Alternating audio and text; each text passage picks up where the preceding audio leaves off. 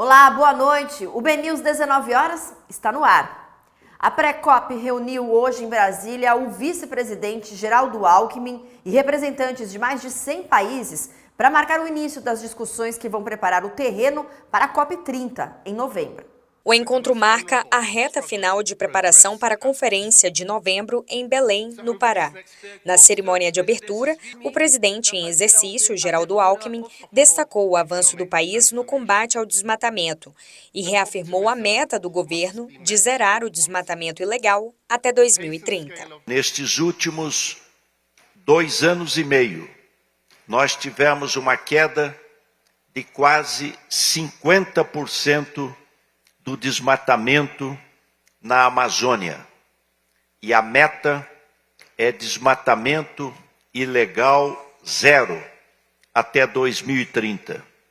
E, inclusive, recomposição da floresta, com recursos que já estão sendo disponibilizados, principalmente através do Fundo do Clima. Alckmin também ressaltou o papel do Brasil como líder global em energia limpa, lembrando que mais de 80% da matriz elétrica nacional é renovável e defendeu uma nova era de desenvolvimento sustentável que una indústria, ciência e natureza, sob o princípio da responsabilidade. Convoco a todas e a todos a compartilharmos essa preocupação ambiental e esse amor ao próximo, não apenas em nossos discursos, mas em ações concretas, em benefício de toda a comunidade internacional e como legado para as gerações futuras. A Pré-COP reuniu em Brasília representantes de mais de 100 países e marcou o início das discussões que vão preparar o terreno para a COP30,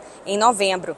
O Brasil aproveitou o encontro para reafirmar o compromisso com uma transição climática justa e com o protagonismo dos povos tradicionais nas decisões sobre o clima. A COP30 deve reunir chefes de estados, negociadores e representantes da sociedade civil, de quase todos os países membros da ONU.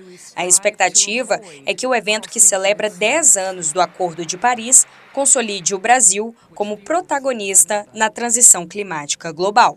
A DTA Engenharia protocolou na ANTAQ, a Agência Nacional de Transportes Aquaviários, um pedido de impugnação do edital de concessão do canal de acesso ao Porto de Paranaguá.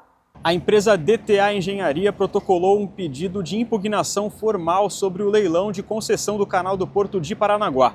O documento foi enviado à ANTAQ, Agência Nacional de Transportes Aquaviários. Por enquanto, o leilão está previsto para acontecer no próximo dia 22 de outubro, na sede da B3, a Bolsa de Valores de São Paulo. A companhia argumentou que o modelo proposto pela agência reguladora e pela Secretaria Nacional de Portos cria um desequilíbrio concorrencial no processo licitatório, favorecendo grupos estrangeiros na disputa. No documento, a empresa argumenta que as regras atuais permitem a participação de operadores que já estão instalados no complexo de Paranaguá, o que poderia gerar risco de concentração de mercado. Foram apontadas falhas técnicas e de governança no edital do projeto, citando a ausência de proibição à participação de empresas controladas por governos estrangeiros e o caráter apenas consultivo do Comitê de Dragagem, que permitiria a definição de prioridades conforme interesses privados. A DTA pediu que a ANTAQ e o Ministério de Portos e Aeroportos façam uma revisão do edital e que o CAD realize uma avaliação prévia sobre riscos de concentração.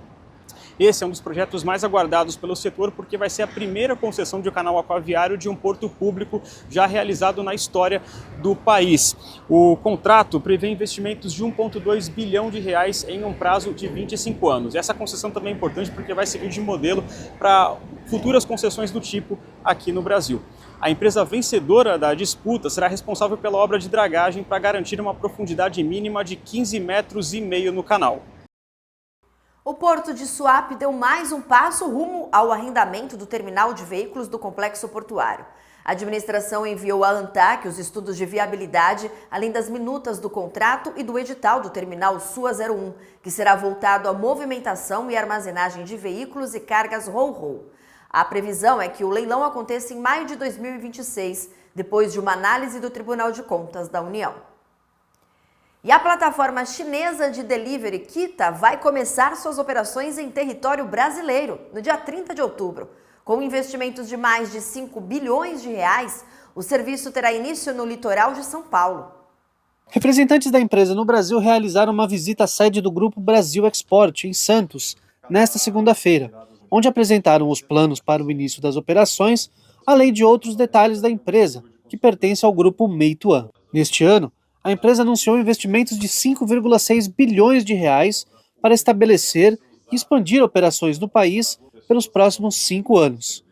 As cidades de Santos, que abriga o maior porto do país, e São Vicente, foram as primeiras contempladas. O mercado brasileiro, muito por conta do tamanho do mercado, um potencial de crescimento enorme, a presença ainda de um monopólio que detém mais de 80%, 90% do mercado, isso é um fator raro, não existente em outros países do mundo.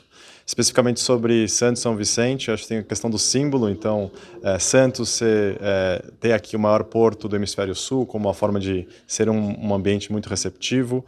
O segundo fator, São Vicente, a primeira cidade do Brasil, então a nossa primeira operação também sendo essa primeira cidade do Brasil.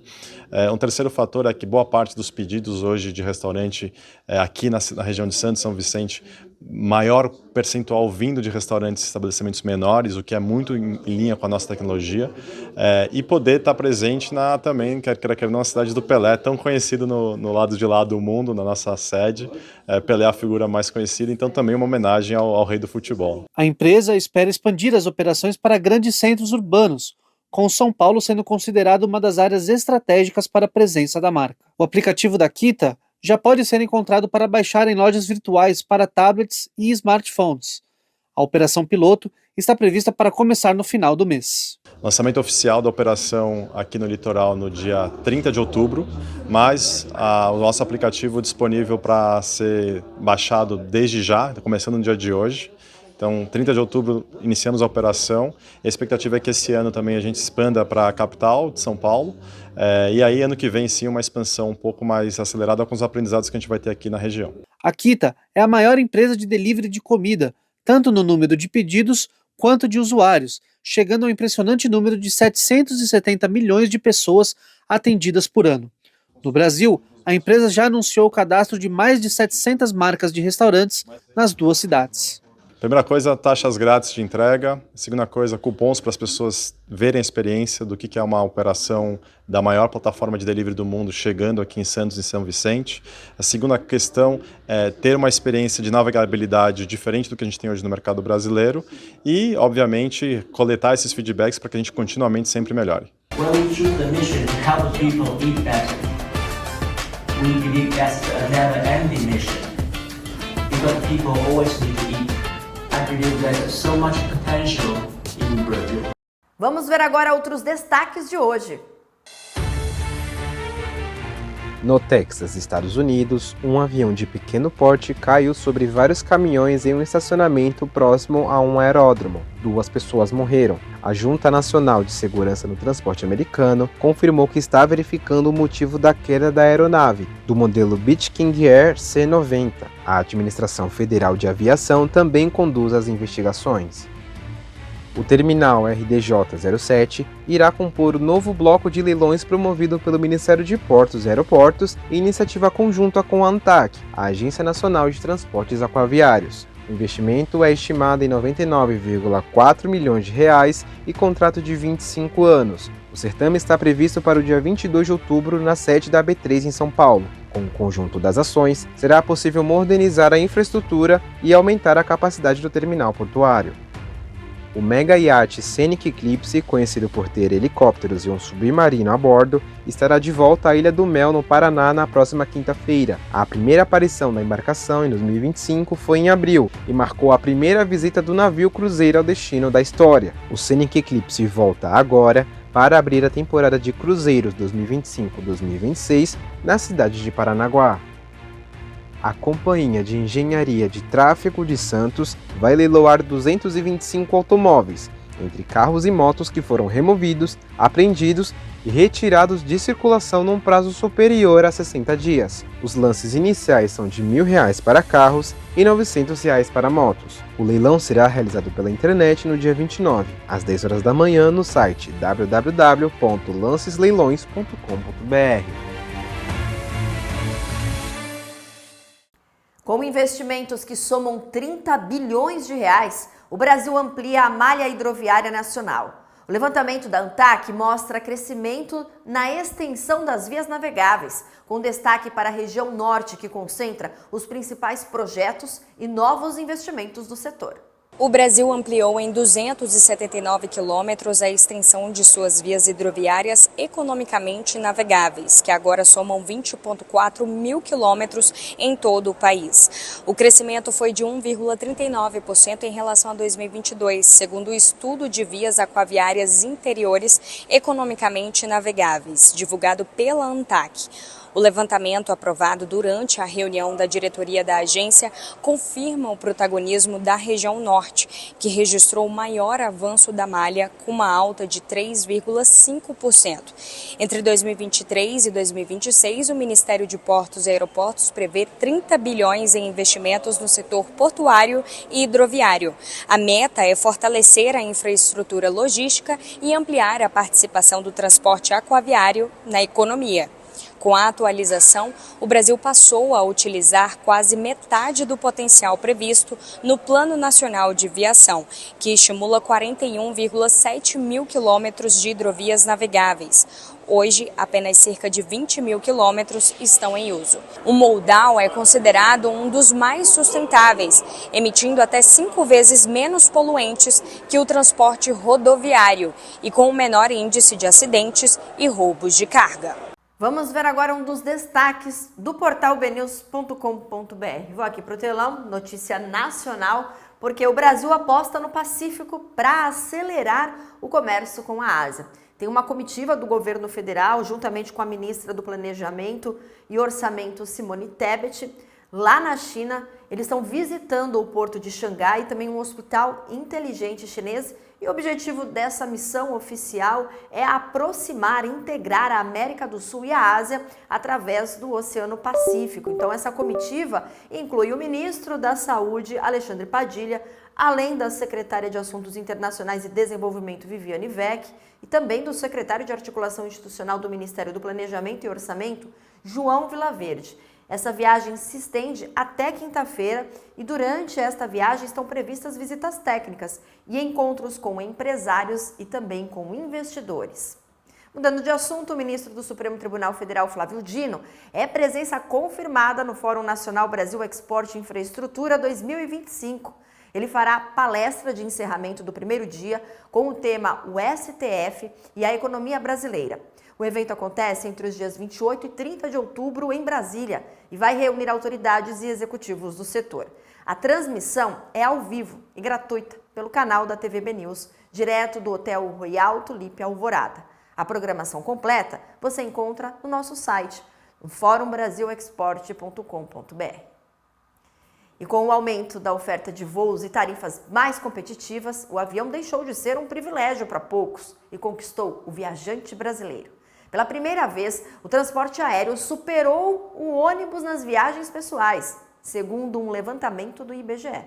O meio de transporte, que já foi sinônimo de luxo, está cada vez mais próximo do cotidiano dos brasileiros. Pela primeira vez na história, o avião superou o ônibus como o segundo meio mais comum para viagens pessoais. As companhias aéreas somaram 12,3% do total das viagens de passeio no Brasil em 2024. Já as viagens de ônibus tiveram uma parcela de 12%. Os aviões ficaram atrás apenas dos carros, que somaram mais da metade do total, com 52%. Os dados são de uma pesquisa realizada pelo IBGE, que integra uma edição especial sobre turismo da Pesquisa Nacional por Amostra de Domicílios. O diretor da FGV Transportes explica que as viagens de avião são muito sensíveis à renda, mas os percursos de longa distância muitas vezes são mais atraentes no modal aéreo. Muitas vezes a viagem de ônibus, ela dura alguns dias, às vezes um dia, 2 dias, né? Muitas vezes sair, por exemplo, do Rio de Janeiro para ir para o Nordeste, você vai levar 2 dias, então tem um custo não só da passagem, mas custos, né, durante a viagem, que muitas vezes, que, se a pessoa fizer essa conta, pode chegar à conclusão que uma viagem aérea pode sair até mais barata. É questão de conseguir passagens aéreas com bons preços, que é possível hoje, com antecedência, dependendo dos horários, e isso é bem possível. Apesar de passar à frente dos ônibus nas viagens pessoais pela primeira vez, as estatísticas mostram que os aviões já eram a segunda opção no turismo de negócios. Nos 4 anos de pesquisa com dados comparáveis, o modal aéreo ficou atrás do ônibus apenas em 2021. A insegurança trazida pela pandemia do coronavírus foi a principal causa da queda. Mesmo com o rendimento mensal real domiciliar atingindo um recorde de R$ 2.020 no ano passado, a renda do brasileiro ainda não teve um aumento que justificasse o crescimento das viagens de avião, segundo o especialista. Na época da pandemia, até o ano de 2021, ainda houve uma resistência das pessoas a pegarem um avião por questões de segurança, né, questão com medo, né, e isso já vem, assim, vamos dizer assim, sendo eliminado, e as pessoas voltaram a entender que o avião é um meio seguro. Eu não consigo vincular aumento de renda, porque não está tendo um número que reflita que o brasileiro teve aumento de renda substancial para essa mudança de hábito. As vantagens de viajar de avião a longa distância em um país com dimensões continentais como o Brasil podem transformar esse avanço do modal em uma tendência no setor de turismo. Mas isso depende da oferta de voos, que só deve aumentar com a abertura de novas rotas pelo país, a renovação da frota e a chegada de novas aeronaves para atender essa demanda. O movimento nos próximos anos deve ser de disputa entre os dois modais, pela segunda posição na preferência dos viajantes, uma concorrência em que quem sai ganhando é o consumidor. As empresas de ônibus estão se preparando para essa concorrência, né? Elas melhoraram muito o nível dos seus serviços, né? Os ônibus hoje estão com estações, com as rodoviárias, oferecendo salas VIPs, muito equivalente às empresas aéreas. Então, eles estão privilegiando a fidelização do cliente. Quer dizer, então, é uma concorrência importante aí no mercado, né? E no final da tarde de hoje foi realizada a etapa final do Porto Hack Santos, o maior evento de inovação aberta ao setor portuário nacional. Universitários de diferentes instituições apresentaram soluções criativas voltadas à modernização dos portos brasileiros em um ambiente de troca de experiências com líderes do setor. O primeiro lugar ficou com AI Cais Rítmicos da FATEC Santos, o segundo com Piratas do Algoritmo da Unisantos e o terceiro com Legião das Docas, grupo formado com estudantes da FATEC Santos e do Instituto Federal de Cubatão, recebendo prêmios em dinheiro de R$10.000, R$7.000 e R$3.000. Parabéns aos vencedores! E o BNews 19 horas desta segunda-feira fica por aqui. Uma ótima noite para você. A gente volta a se encontrar amanhã. Até lá!